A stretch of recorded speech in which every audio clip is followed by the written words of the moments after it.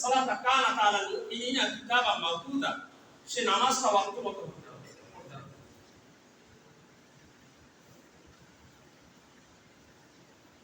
এবং নামাজ মুমিনের মেরাজ, as-সালাতু মি'রাজুল মুমিনিন, আল্লাহ রাসূল যে মেরাজ করেছে, আর আমরা পাঁচ ওয়াক্ত নামাজে আল্লাহর সঙ্গে মেরাজ করব। কথোপকথন সেই ধ্যান নিয়ে নামাজ পড়তে হবে।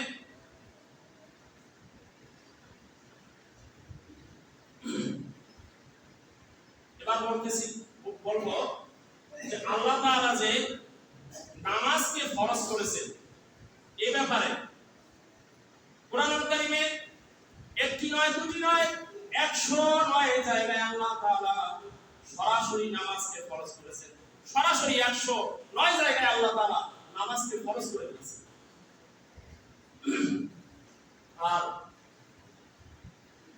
700 জায়গায় ইঙ্গিত দিয়ে বুঝিয়েছে, কুম ফানযির ওয়া রাব্বাকা ফাকাব্বির, ইয়া আইয়ুহাল মুদাসসির, হে কম্বলওয়ালা, ইয়া আইয়ুহাল মুযাম্মিল, সূরা মুদাসসিরে কুম ফানযির ওয়া রাব্বাকা ফাকাব্বির, আপনি উঠুন, আপনার রবের বড়ত্বকে প্রকাশ করুন, রবের বড়ত্বকে জাহির করুন।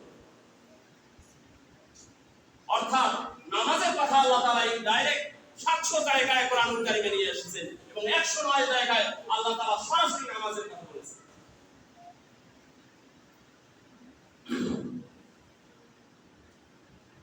আল্লাহ হাবিব সাল্লাল্লাহু আলাইহি ওয়াসাল্লাম যখন বিদায় হবে, সেই মুহূর্তেও নামাজের কথা তাকিদ দিয়েছেন। জুআইতু কুররাতু আইনি ফি সালাত, রাসূল সাল্লাল্লাহু আলাইহি ওয়াসাল্লাম বলেছেন, নামাজ আমার চোখের শীতলতা। নবীজি সাল্লাল্লাহু আলাইহি ওয়াসাল্লাম যখন শেষ মুহূর্তে, জীবনের শেষ মুহূর্তে বারবার বেহুশ হয়ে যেতেছিলেন, বারবার গোসল করতেছিলেন, বললেন, আয়েশা এখন কোন নামাজের সময়? আয়েশা রাদিয়াল্লাহু আনহা বললেন, নামাজ